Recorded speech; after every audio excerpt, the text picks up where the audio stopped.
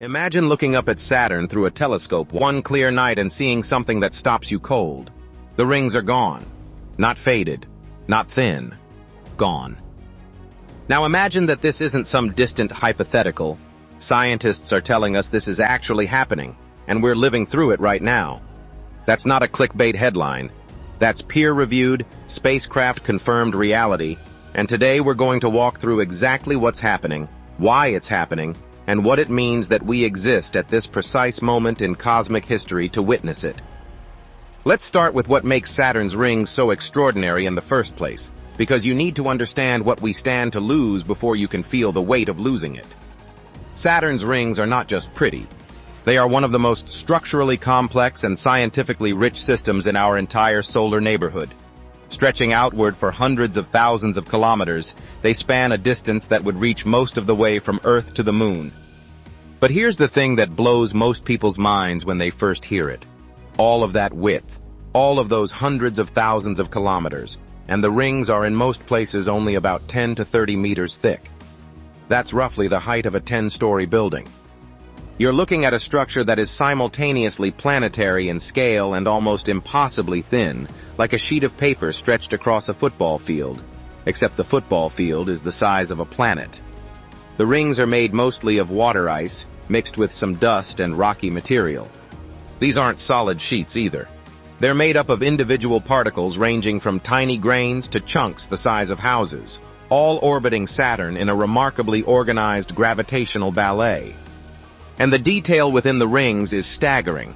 There are gaps, divisions, waves, braids, and structures that took decades of spacecraft observation to even begin to understand. The Cassini mission, which orbited Saturn from 2004 to 2017, sent back data so rich that scientists are still actively publishing discoveries from it today. So yes, the rings are beautiful, but they're also a scientific goldmine, and they are leaving. Here's where it gets both fascinating and a little alarming. The process that's destroying Saturn's rings has a name that sounds almost poetic, given what it does. Scientists call it ring rain. And once you understand what's actually happening, you'll realize why they chose that name, and why it's such a perfect description for something so catastrophically final. The rings are constantly being eroded. Ultraviolet radiation from the sun and tiny meteorite impacts charge the ice particles in the rings, and once they're charged, Saturn's own powerful magnetic field lines pull them down toward the planet. They essentially rain down into Saturn's upper atmosphere as streams of ionized water particles. This isn't a slow geological drip either. Estimates from Cassini data suggest that anywhere from 1 to 10 metric tons of ring material falls into Saturn every single second. Every single second. Even on the low end of that estimate, you're talking about thousands of tons per hour, millions of tons per day, all pouring continuously into the planet below. And here's the kicker. This is only one mechanism of destruction. Ring rain is the dominant process, but the rings are also being eroded by gravitational interactions with Saturn's moons, by collisions between ring particles that cause material to drift inward or outward, and by the simple, slow decay that comes from orbiting in an environment that is never truly empty. Space is not vacuum in the way we romanticize it. There are charged particles, magnetic fields, radiation, and micrometeorites constantly interacting with everything they encounter. When you add all of these processes together and run the clock backward and forward, scientists arrive at a number that is simultaneously awe-inspiring and humbling. At current erosion rates, Saturn's rings have at most a few 100 million years left. Some estimates are more aggressive, suggesting certain ring structures could change dramatically within tens of millions of years. On a human timescale, that sounds like forever. But on a geological or cosmic timescale, that is essentially nothing. Saturn itself is over 4 billion years old. Its rings, at their current visible glory, represent only a tiny fraction of that history, and we are here right now at what may be very close to their peak. But wait, because this is where the story takes a turn that even many space enthusiasts don't fully appreciate. It's not just that the rings are disappearing. The deeper question is how long they've actually existed. And the answer to that question completely reframes everything. For a long time, scientists assumed Saturn's rings were ancient. The thinking went that they formed early in the solar system's history, maybe 4 billion years ago when everything was chaotic and collisions were common. But Cassini's data threw that assumption out the window. The rings are young, cosmically young. The best current estimates place the formation of Saturn's main rings at somewhere between 10 and 100 million years ago. To put that in biological terms, when Saturn's rings formed, dinosaurs may still have been roaming Earth. The rings that we photograph, that we point to in textbooks, that we use as the defining visual symbol of our solar system, are a relatively recent addition to the cosmos. This changes everything about how we think about them. If the rings are young and disappearing, then we are living in an extraordinarily narrow window of time. We appeared on this planet, developed the technology to build telescopes and spacecraft, and pointed them at the sky during what might be the only geological era in which Saturn looks the way it does. Before the rings formed, Saturn was just another gas giant, striking in its own way but not the ringed wonder that has captured human imagination for centuries. After the rings fade, Saturn will return to something closer to that form. And in between those two states, there was a brief, brilliant chapter, and we landed right in the middle of it. There's a concept in science sometimes called the rare Earth hypothesis, the idea that conditions hospitable to complex life might be far more unusual and specific than we typically assume. Saturn's rings offer a similar kind of cosmic rarity, except it applies to time rather than space. We didn't just live on the right planet. We apparently also live in the right era to see one of the solar system's most iconic features at its most spectacular. That's either a remarkable coincidence or, if you're philosophically inclined, something worth sitting with for a moment. Now let's talk about what scientists have actually observed in recent years, because this story has been advancing rapidly, and some of the most important data is relatively new. The Cassini mission's final act deserves special attention here. In 2017, after 13 years orbiting Saturn, mission controllers deliberately guided Cassini into the planet's atmosphere to burn up. Before it did, they sent it on a series of daring passes through the gap between Saturn and its innermost ring, a region that had never been explored directly. The data Cassini collected during those final orbits was unlike anything scientists had ever gathered from the Saturn system. It measured the flow of material directly, detected the chemical signatures of ring particles raining into the atmosphere, and gave researchers the most precise measurements yet of the total mass of the ring system. That mass measurement turned out to be crucial. The rings are less massive than previously thought. A lower total mass means the rings contain less material overall, which when combined with the measured rate of ring rain, gives you a shorter remaining lifespan. It also reinforced the argument that the rings are relatively young, because if they were truly ancient, they would have lost even more material by now and would likely be far thinner and less visible than they currently are. Since Cassini's end, astronomers have continued analyzing the data trove it left behind. Ground-based telescopes and the Hubble Space Telescope have also contributed to our ongoing picture of the ring system.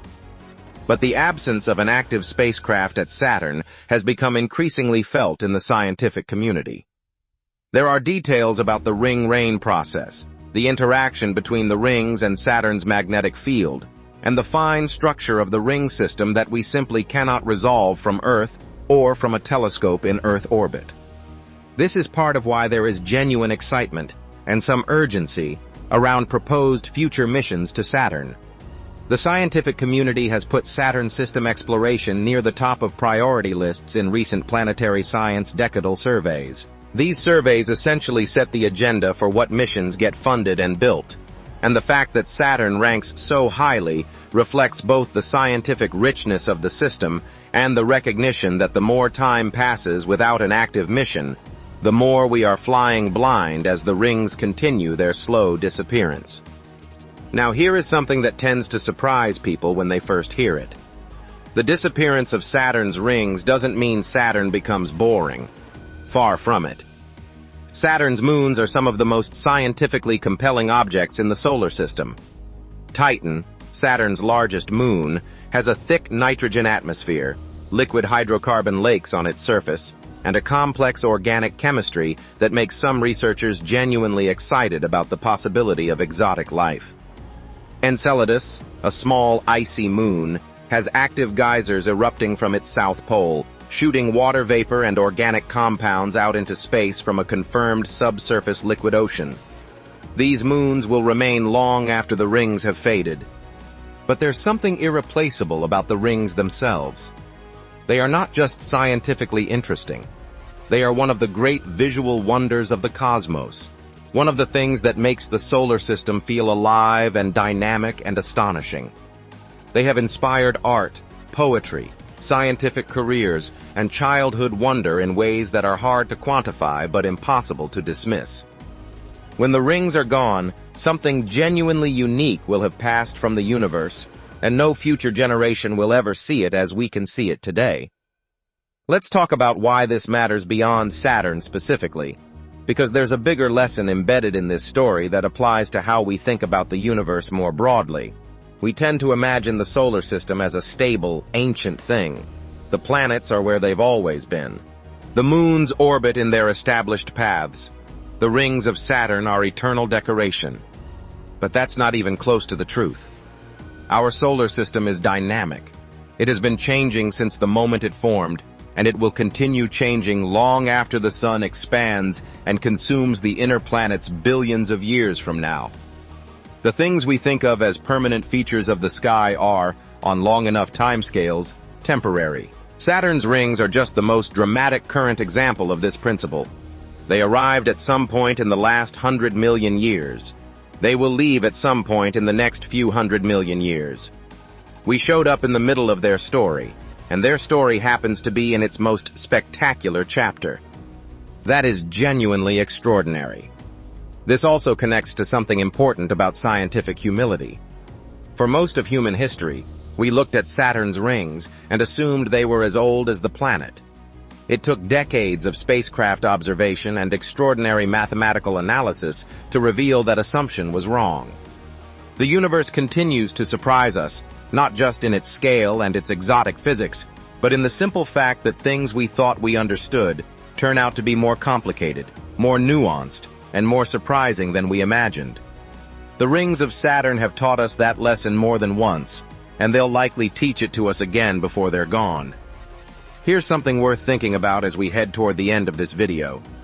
There is a version of this story that is purely melancholy. The rings are going. They'll be gone. Future generations will look at historical photographs and wonder what it was like to live in the age when Saturn wore its crown. That's a sad story if you choose to see it that way. But there's another version that feels genuinely inspiring. We exist at this precise moment in the history of a 4.5 billion-year-old solar system. We have developed eyes powerful enough to see the rings in detail. We built a spacecraft that flew between them. We figured out what they're made of, how they formed, how long they've been here, and why they're fading. We understand, with real scientific depth, something that ancient humans could only see as a vague smudge around a wandering star. That is an extraordinary achievement, and it happened precisely in time to be relevant. We got here before the rings left, and we have the tools to appreciate them fully. So what should you take away from all of this? A few things. Saturn's rings are disappearing due primarily to ring rain, the process by which charged ice particles are pulled by Saturn's magnetic field into the planet's atmosphere. This is estimated to be removing between 1 and 10 metric tons of material per second. The rings are much younger than scientists long believed, probably forming somewhere between 10 and 100 million years ago. At current erosion rates, the rings have at most a few 100 million years remaining, which in cosmic terms is a very short time. We are living in what may be the golden age of Saturn's rings, and the window during which human civilization exists alongside them is a cosmic coincidence that deserves genuine appreciation. The Cassini mission gave us an unparalleled look at this system, and the scientific community is actively working toward returning to Saturn to learn more before conditions change further. Future missions to Saturn could tell us volumes about not just the rings, but also the moons that will outlast them. particularly Enceladus and Titan, which have implications for our understanding of where life might exist in the universe. And finally, if you've never looked at Saturn through a telescope, find a way to do it. Any astronomy club, public observatory, or even a decent consumer telescope on a clear night will show you the rings. They'll show you the gap between the A ring and B ring. They'll show you this small, glowing, impossible-looking thing hanging in the sky with its rings tilted just so. And now you'll know that you're looking at something young and temporary, something that has existed for roughly the same amount of time as the last dinosaurs, and will persist for perhaps another few 100 million years. You'll know that you're part of a tiny sliver of time and life and intelligence that got to see one of the solar system's greatest wonders at its most magnificent. That is not nothing. That is, in fact, quite a lot. If this video made you look at Saturn differently, subscribe and share it with someone who hasn't thought about it yet. And if you want to keep going deeper into the hidden stories behind what we think we know about our solar system, the next video is waiting for you. Don't let it disappear.